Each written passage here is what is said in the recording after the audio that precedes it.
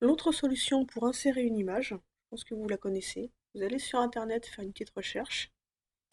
Hop, donc là par exemple on est sur mon navigateur et on peut très bien faire un petit clic droit sur l'image, copier.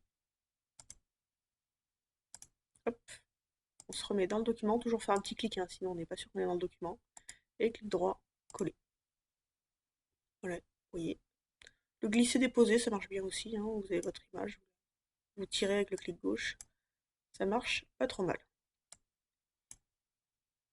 Là vous voyez, ça nous fait un peu n'importe quoi parce qu'on a un habillage. On a l'habillage qui est là. Nous, ce qui va nous intéresser, par exemple, c'est de faire adaptation continue, c'est-à-dire pas d'habillage. Et voilà, on est par-dessus tout le reste. Alors là, vous constaterez qu'on a une image par-dessus une autre image. En fait, on fonctionne comme des piles de papier. Le dernier objet arrivé ira toujours par-dessus tous les autres.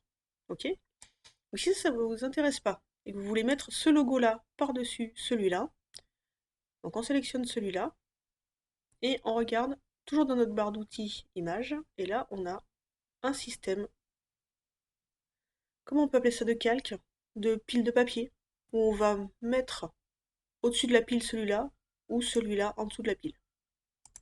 Exemple. Donc là ici, envoyer à l'avant. Hop, l'objet sera envoyé par-dessus tous les autres. Là, je bouge que d'une seule couche. Si par exemple j'ai plusieurs images, hop, C, CTRL V, ou CTRL C, CTRL V, voilà. Cette image-là, je veux la mettre entre les deux autres. Donc je la sélectionne et je lui dis d'avancer un peu. Vous voyez, là on a avancé qu'un tout petit peu. Si je reclique, on avance encore d'une couche.